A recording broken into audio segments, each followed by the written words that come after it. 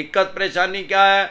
लोग अपने आप को क्रिमिनल समझ रहे हैं, अपने आप को अपराधी समझ रहे हैं।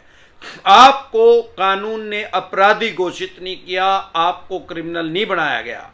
अगर आपकी 2 लोन डिफॉल्ट हो गए, 5 हो गए, अगर आपके 25 लोन भी डिफॉल्ट हो गए हैं, सबकी 5-5 EMI भी डिफॉल्ट हो गई हैं, तो भी यह क्राइम में कंसिडर नहीं होता।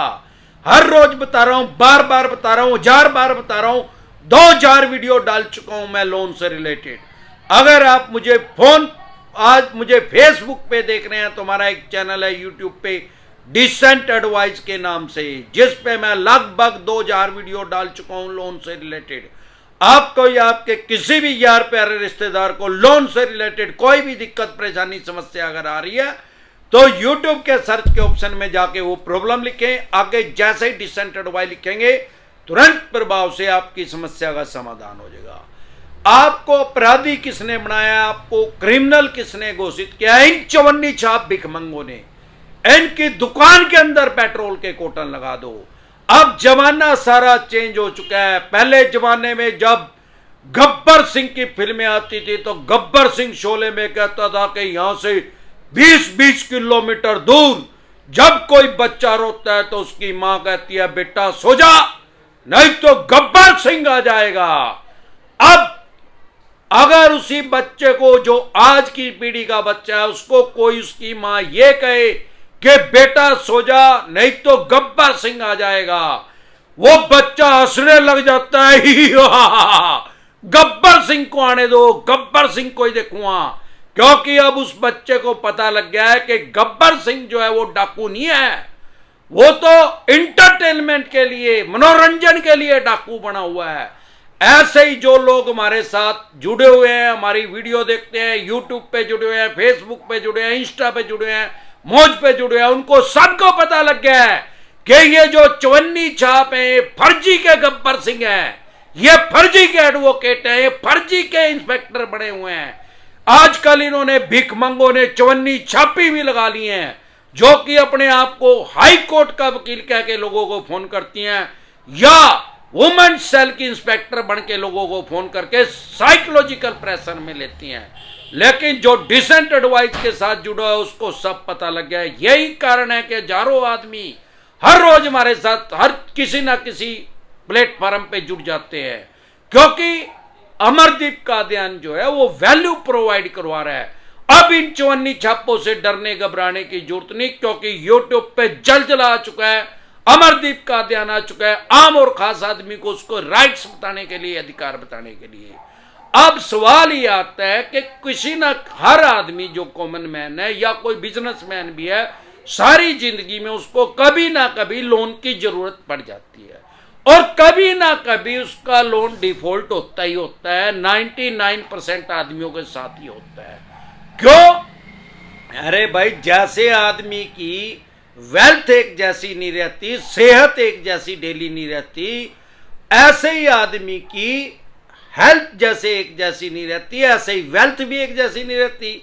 भाई, डेली हमेशा उतनी अर्निंग नहीं होती, इसमें उतार चढ़ाव आता रहता है। या उतनी अर्निंग भी हो रही है, उसकी फैमिली में कोई दिक्कत पड़ेगी। जैसे आजकल कॉमन मैन है, जो सामान्य आदमी है, जो साधारण मध्यम वर्गीय परिवार के आदमी है, वो अपना हेल्थ इंश्योरेंस तो करवाते नहीं, भगवान के भरोसे चलते रहते हैं। भगवान ना करे कोई ऐसी सिचुएशन क्रिटिकल आ गई, किसी को उसके परिवार में कोई बंदा बीमार हो गया, तो वो मीडियन फैमिली से EWS में चला जाता है, इकोनॉमिक वीकर सेक्शन में चला जाता है।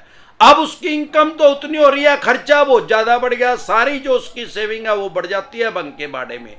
अब इस कंडीशन में होता क्या है कि उसकी EMI डिफॉल्ट होनी शुरू हो जाती है। भाई, जैसे आदमी की हेल्थ एक जैसी नहीं रहती, ऐसे वेल्थ भी एक जैसी नहीं रहती। अब लोन कैसे होता है, कभी 2 साल के लिए, 5 साल के लिए, 20 साल के लिए, 25 साल के लिए, 30 साल तक के लिए भी लोन ले रहे हैं लोग।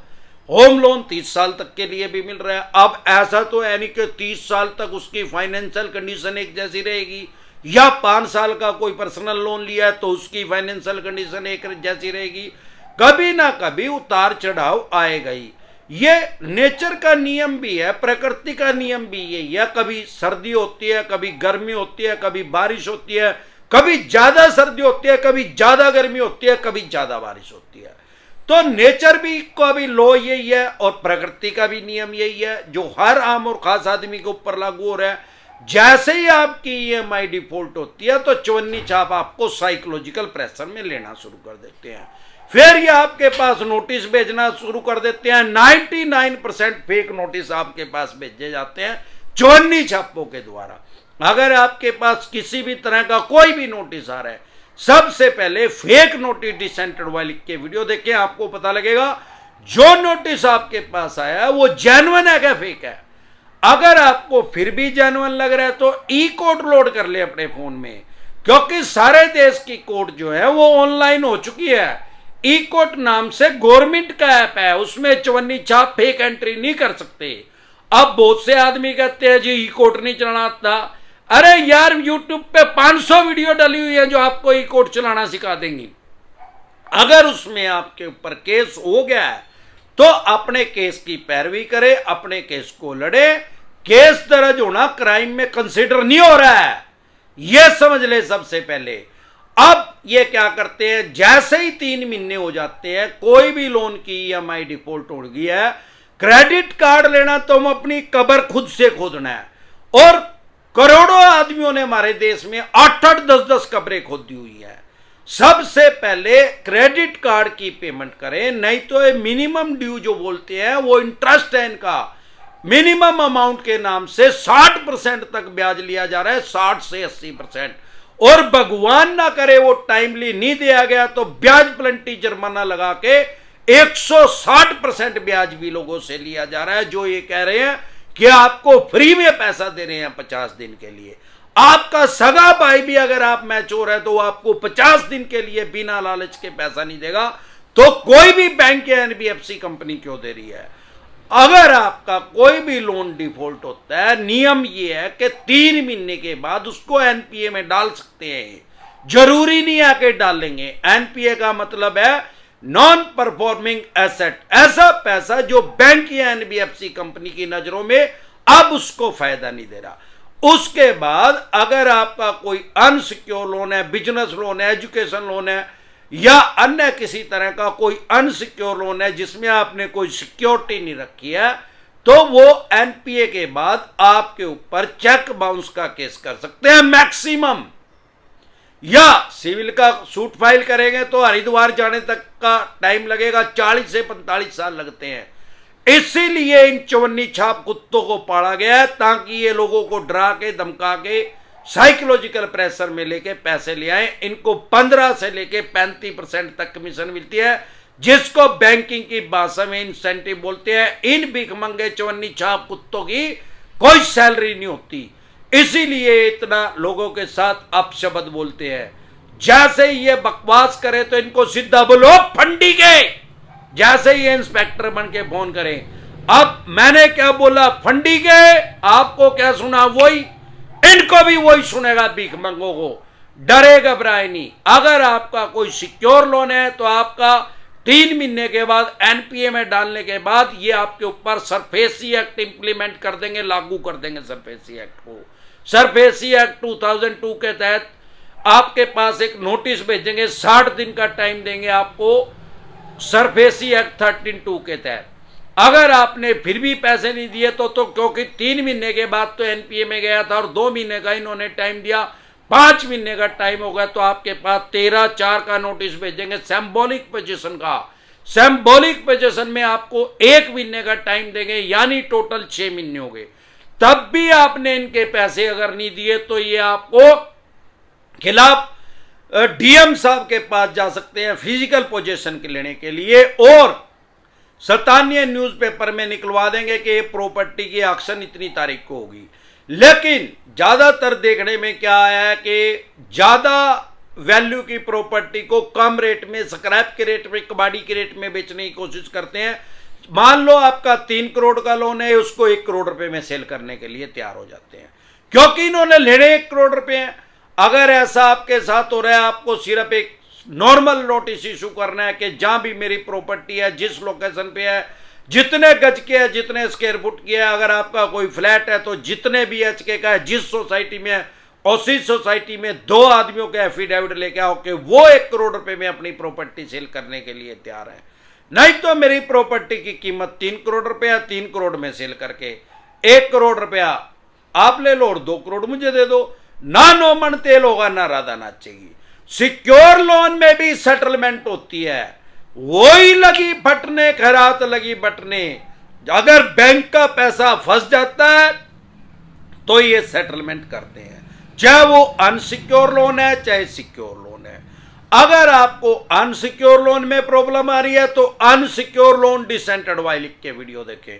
सिक्योर लोन में प्रॉब्लम आ रही है तो सिक्योर लोन डिसेंट एडवाइस लिख के वीडियो देखें। क्रेडिट कार्ड में प्रॉब्लम आ रही है तो क्रेडिट कार्ड डिसेंट एडवाइस लिख के वीडियो देखें। चवन्नी छाप परेशान कर रहे हैं तो गाड़ी ट्रेनिंग डिसेंट एडवाइस लिख के वीडियो देखें। आपका केस डीआरटी में चला गया है तो डीआरटी डिसेंट एडवाइस लिख के वीडियो देखें। ऐसा कोई विषय, कोई टॉपिक नहीं है जिसपे अमरदीप कादियान ने वीडियो नहीं बना रखी है, क्योंकि मैं 2000 वीडियो डाल चुका हूं लोन से रिलेटेड। आपको लोन से रिलेटेड कोई भी दिक्कत परेशानी समस्या अगर आ रही है तो यूट्यूब के सर्च के ऑप्शन में जाके वो प्रॉब्लम लिखें, आगे जैसे ही डिसेंट एडवाइस लिखेंगे तुरंत प्रभाव से आपकी समस्या का समाधान हो जाएगा। साथियों, 2 तरह के नोटिस को कभी भी अवॉइड ना करें। एक 138 जिसको चमान्य बोलचाल की भाषा में चेक बाउंस कहते हैं। अगर आप उसको इग्नोर करेंगे, हल्के में लेंगे, तो आपके खिलाफ को 14 दिन के लिए न्यायिक हिरासत में जाना पड़ सकता है। मतलब 14 दिन के लिए आपकी जेल हो सकती है। अगर आप उसको इग्नोर कर रहे हैं चेक बाउंस के केस को, सबसे पहले आपका बेलेबल वारंट इशू होगा, फिर भी नहीं गए तो नॉन बेलेबल वारंट इशू होगा, गैर जमानती, फिर भी नहीं गए तो आपको कोर्ट के द्वारा पीओ घोषित कर दिया जाएगा, यानी कि भगोड़ा घोषित आपको कर दिया जाएगा। तब फिर जेल का प्रावधान है। जिस भी स्टेट में आपके ऊपर चेक बाउंस का केस करेंगे उसी स्टेट में जाके आपको उसी स्टेट की जेल में जाना पड़ेगा और वहीं पे ही जमानत करवानी पड़ेगी।